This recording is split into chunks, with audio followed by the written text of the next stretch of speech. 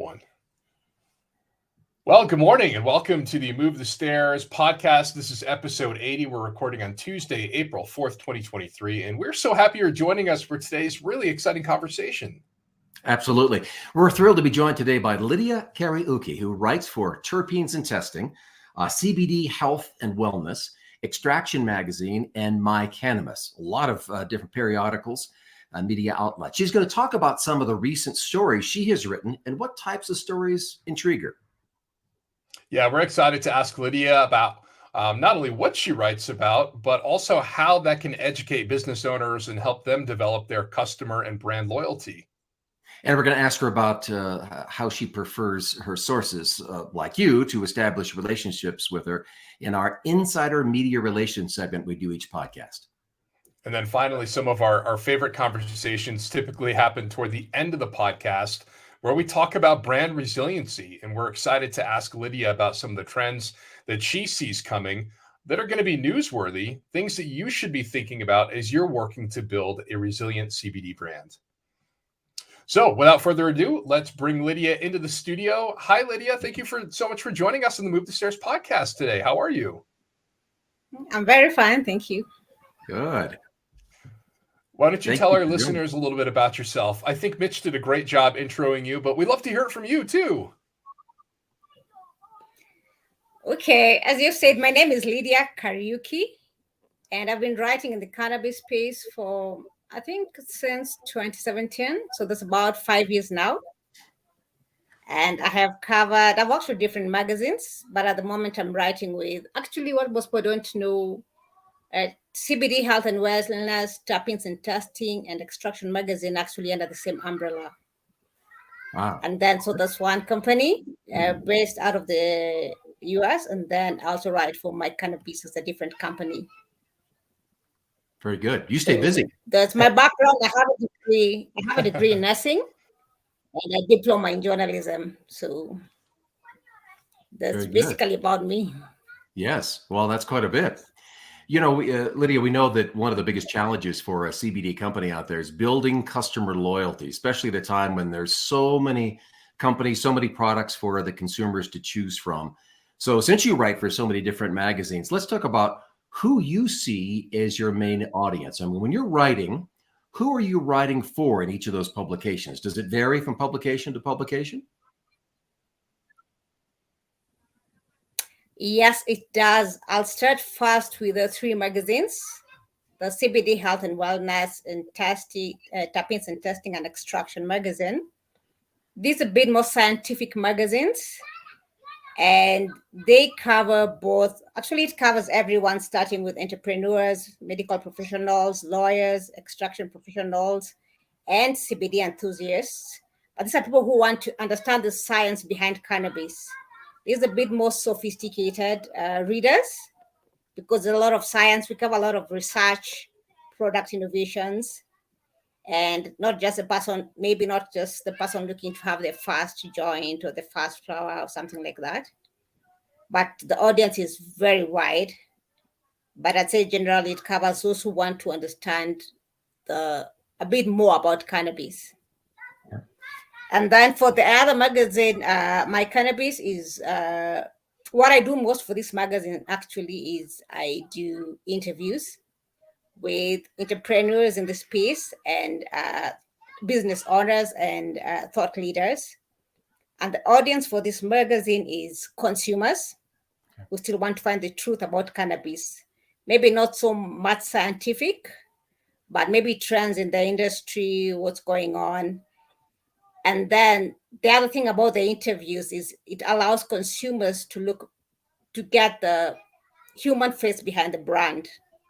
Those who want to really establish a relationship with a particular brand, to understand what's the story behind this brand and what makes them do what they do. Because consumers want to go the extra mile and not just see the business for what it is, but to see the human aspect and see something that goes deeper than just the bottom line. I love that. Yeah. Okay. What's really interesting is, first of all, being able to shift your writing, for all of these different publications and all of these different audiences. I think that takes a lot of skill. And clearly you display that because you do this, day to day. My question for you, though, is talking about terpenes. You've written a lot of health related articles. And in your opinion, how important is it for business owners to stay up to date on the latest cannabis health information that's out there? I mean, we see new studies, the results from new studies essentially being published feels like every day. So there's a lot of new stuff that is published, every week, it seems like. I'd say at this point in the industry, it is very critical for business owners to be in touch with the science of what's happening, because consumers, as I mentioned initially, were just interested in it's cannabis flower, it has this amount of THC, it's going to meet this high. But as more research is being carried out, customers are becoming more aware and more sophisticated in their tests and in their quest for knowledge. Customers no longer just want to know it has 20% THC. They want to know what terpenes are going into it. Is it an isolate? Is it a full spectrum? What terpenes are innate? What minor cannabinoids are in there? And they can tell when a brand is just superficial. It's just saying cannabis for sleep, because now they understand it's not just cannabis for sleep. They know CBN is good for sleep. So they want to know how much CBN is in this product. So if the consumers know more than the business about the science behind cannabis, I think that's a very big problem. So it's very critical for businesses to be always a step ahead. They should be the ones educating the consumers, who I've mentioned are already very much ahead in their sophistication and their knowledge awareness. Yeah, to know what exactly is going on. And it's not just the science about the terpenes and cannabinoids. It's still about the innovation behind the products, Yeah. When you say it's a transdermal patch, how is it working? It's not just enough to use the hype we've used for a long time. It really matters to understand really what's behind this tech. If I'm saying edibles and I'm saying the effect is going to kick off in 15 minutes, what's the science behind that, Why am I saying this is going to take longer? When I'm saying it's a tincture, put it under your tongue, why am I saying that? Yes. So yeah. I think that's why it's very important I'd say it's important for the business to be a step ahead of the consumers in terms of their knowledge. Be a step ahead. Well, Lydia, you're singing our song, because we're always talking to many of our clients, talking about the consumer this day and age is pretty savvy. And so they know their stuff. And so I think you, in some sense, maybe have answered this question, but I'd like to expound on it just to emphasize its importance. So sharing that kind of inside story about how a company goes about its building its product and its brand, you're thinking that's valuable to share with customers because it would lead to customer loyalty. Is that right? Yes. Yeah, very good. Do you have some examples of that by chance that you've seen? Ask that again. Sorry, I lost you a bit. Do you have any examples of where maybe somebody you've written about where they shared a lot of that, what may be considered maybe inside baseball, but shared it with the consumer and then it led to more customer loyalty or more trust with the customer? Nothing comes to mind. Okay. But generally speaking, yeah. Okay. Fair enough. Very good. Well, one of the things we've chatted about here at MSC Communications is we're all former journalists. And so we bring that experience that helps our clients prepare and take advantage of media opportunities, things that come their way. And we do this by positioning them as industry leaders and experts, even if they're a little bashful at first. And that way they give great interviews. And so the journalists will want to call on them because they know that they're responsive and they know that they're going to provide some good answers. We call that insider media relations. So given that, what types of stories do you like to be pitched? What catches your eye? For the three scientific magazines, which by now you know are CBD Health and Wellness, Terpenes and Testing and Extraction, we are interested in science. And as I've mentioned before, innovation is not just about the tech.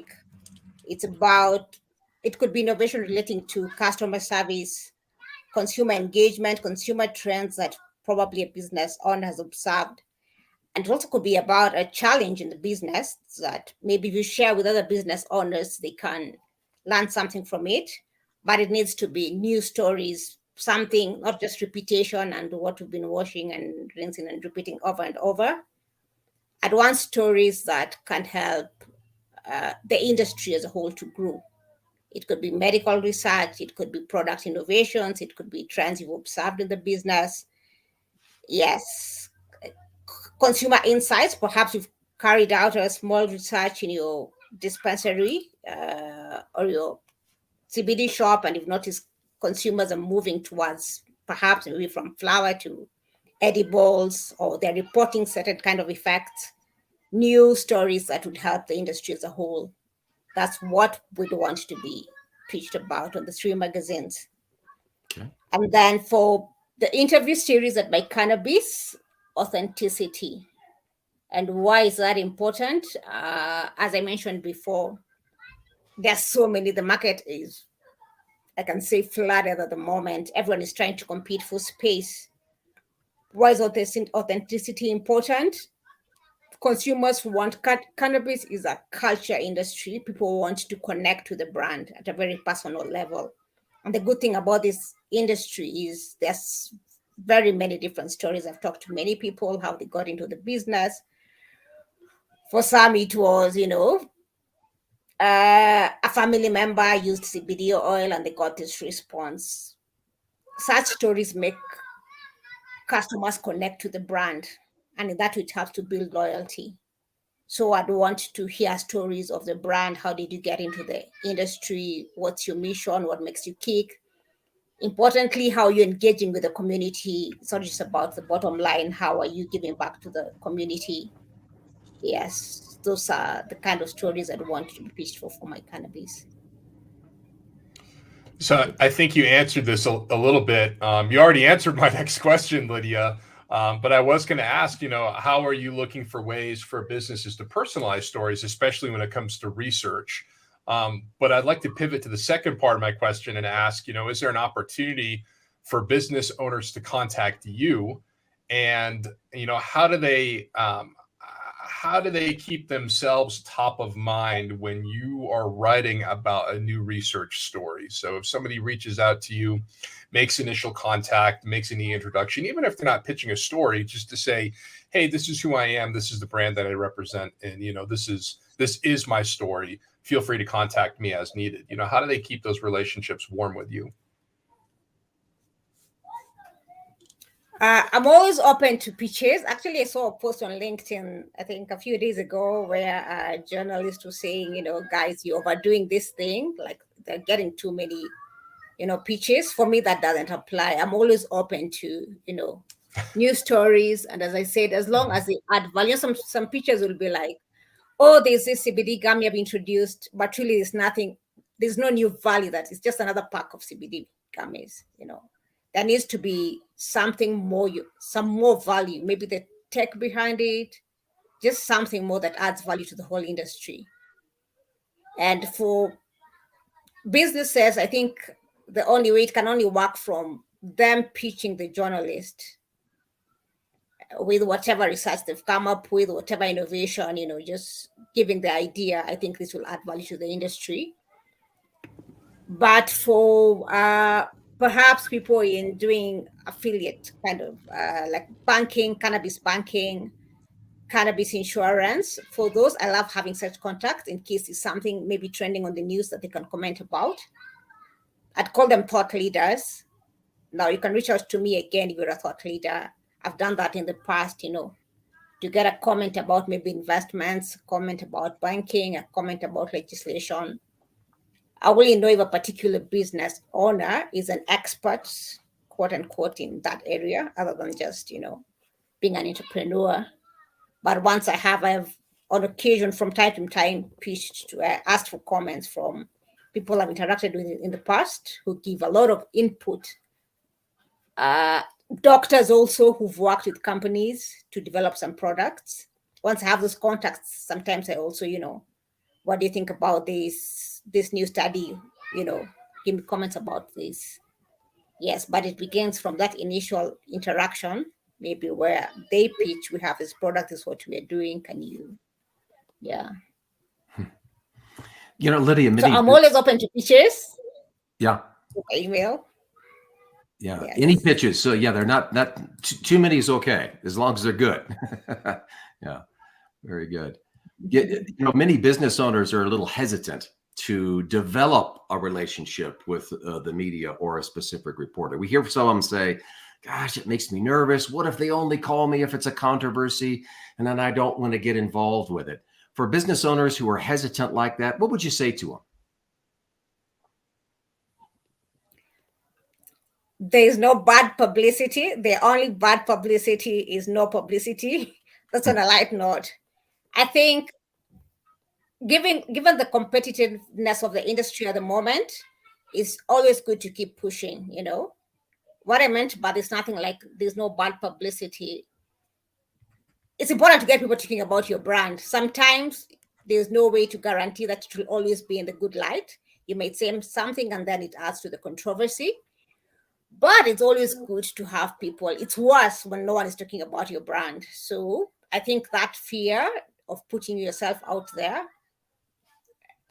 you can get rid of it by just knowing it's better when you're out there, regardless of what they're saying. You can undo that. It's worse when no one is talking about your brand. So, but on the other side again, like what I do, I'll always, if you're on my radar and I contact you about giving a comment, there's always the option of saying, no, I don't think I want to comment about this. That's always very much agreeable. I can comment on something else. There you go. Yeah, it may not be their specific. Does that answer your question? Yeah, no, absolutely it does. Yes. I mean, it may not be their specific area of expertise. So maybe they say yes to some and no to others. It's not one or the other. So that's a good point. Good point. One of our other pillars is at M&T Communications, we talk about creating a resilient CBD brand. And so business owners are constantly on the lookout for ways to maybe strengthen their business, weather those storms, their reputation, and to the bottom line, frankly, and financially. So we help clients find the opportunity, and even if it's a challenge, kind of polish that reputation, prepare for the unexpected, because things happen, right? And that's really what we call building a resilient CBD brand. So given that, what do you think the biggest stories to break will be in maybe the next 3 to 6 months? What's your crystal ball say? I think I have a bias towards research and innovation in the industry. So that's what mostly I'll be looking at. And I think this year we're going to see so much, for at least once there's funding, so there's significant funding for research in the industry. So we'll be seeing a lot of research coming out. And what I see a focus from previously, we have over-glorified THC and CBD. But now the new research trend is showing that, hey guys, there's more to cannabis than CBD and THC. So we're going to be seeing a greater emphasis, people on minor cannabinoids.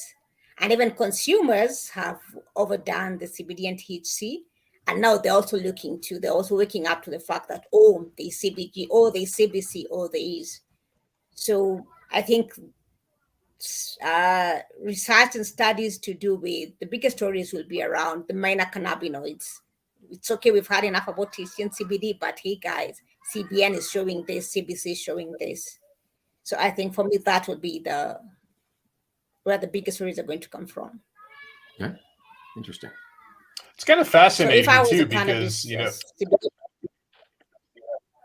okay.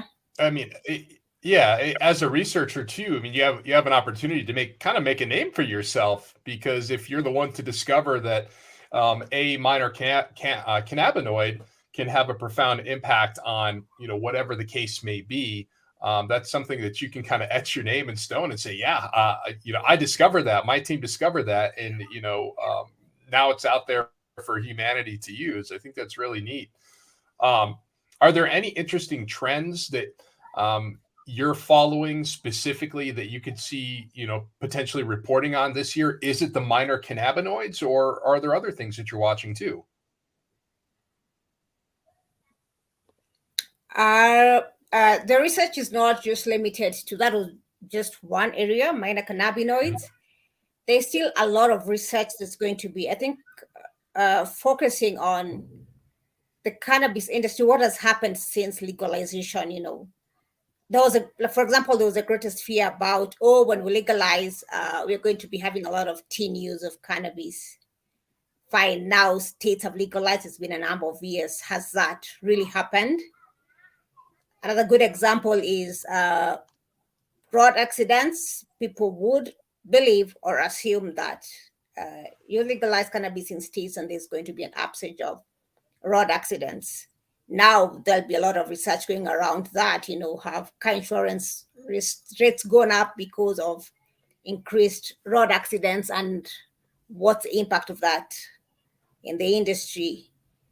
The economic factors, it was hype that, legalize cannabis and then we're going to have a lot of tax revenues. Has that really happened? So opioid use, people using less opioids because we have legalized cannabis for medical use. So those are some of the trends that I'll be looking out for. Interesting. So you talked earlier about, getting... The other issue is still on product innovation. As I mentioned, flower has been king for... I'm saying the other trend, of course, would be on product innovation. For, I think, up to last year, a study by NFD New Frontier Data had mentioned that flower is still king. Is that trend still likely to go on? Even though that was a trend last year, we're seeing more consumers still having flower, but still trying out, these other sophisticated forms of cannabis, dabs and all. How will that trend look like this year, especially as Gen Zs join the consumer market, legal consumer market? What are the new trends that will be coming up? Yeah, they could certainly influence those sales.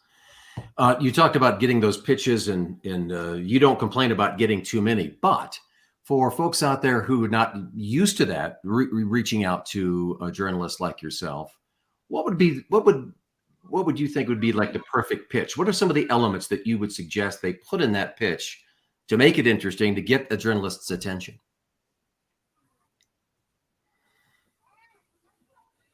My best pitch would be one that seeks to bust some myths in the industry, but of course it has to be, factual. Like, for example, I talked to someone, I think a couple last week, that was for a long time we've been hyping, there's a lot of hype in the industry, by the way. It's a multi-billion-dollar industry. Every cannabis business is doing well. Like, for example, this lady, she's in banking, and we've all been singing, cannabis businesses cannot get access to, capital. Right. And she told me, no, she actually has, if you contact her, there's actually too much access for anyone who really wants to get access to financing. As per now, 2023, you can actually get it. But see, the song we've been singing is, no, you can't get access to banking and stuff like that. So I'd want, there's still a lot of myths, are Blacks, are women represented equally in the industry? I'd want pitches that seek to bust myths. And of course, innovations and research. Okay. Awesome. Myth busting. Well, yeah, this has been a fantastic interview. Thank you so much, Lydia. Where can people find you? If they want to send you a pitch, where do they look up your name? You can pitch me through LinkedIn, or you can pitch me for the 3 magazines. You can pitch to info@terpenesandtesting.com, info@terpenesandtesting.com. And then for my cannabis, you can pitch me at press@mycannabis.com. Okay. All right. Well, thank you so much for joining us today. LinkedIn directly. Lydia Kariuki, LinkedIn. Wonderful. Thank you, Lydia. Thank you too. Thanks for having me on set. Yes, no, it was great to chat with you. A wealth of knowledge there. So we appreciate your time. Thank you. So that was Lydia Kariuki. She's a writer for Terpenes and Testing, CBD Health and Wellness, Extraction Magazine, and My Cannabis. And if you go back and listen to the podcast, what's really fascinating, Mitch, is Lydia has this really unique ability to be writing articles that are going to resonate with different audiences. And I would think that probably the majority of the listeners of our podcast are going to kind of resonate toward more of the scientific side of things, especially if you have, your chief medical officer tuning in. So that could be a place where they could potentially shine and offer a little bit of, insight into what's going on at your company. As Lydia told us, that can really help move the needle when it comes to developing your brand and establishing consumer loyalty. Yeah, building that customer loyalty. As she mentioned, and we've heard this before from other guests, the consumer's intelligence on the topic is on the rise. So you got to be pretty savvy and stay a step ahead, as she put it. And it was interesting when we talked to her about insider media relations. Like, okay, so how do I establish, a relationship with someone in the media? And she says, it's really about authenticity because, people want to connect with a brand on a personal level. So share those kinds of things, not only with maybe reporters, but with your audience. And then if it's a story that involves you, that helps the whole industry grow, that's what catches her eye. And so that could produce, again, a contact with a media representative and perhaps some good publicity through a story. Yeah. And then finally, looking at building brand resiliency or reinforcing your brand's resiliency. I love when we get to this part of the podcast because it seems like every guest that we talk to has a different answer for us in some of the questions that we're asking around that. And one of the things that Lydia mentioned was what she'll be following closely is going to be research in 2023. And it's interesting because, we get our alerts we use Meltwater for digital listening, and we're following some of the research and trends that are happening in the industry too. And we're already seeing quite a bit of research being published. And if you think about it, that's stuff that, would have needed to be set up a couple of years ago to be published, or at least the findings to be revealed today, right? So with regulations easing a bit when it comes to being able to set up further research, there could be even more this time next year that we're talking about, which is really exciting. Right. And I loved it when she talks about myth busters. Think about some of the things that are out there, or some conceptions that people have of the industry or what the players are doing. And so be a myth buster. That's a little nugget to have in the back of your head about building that resilient brand.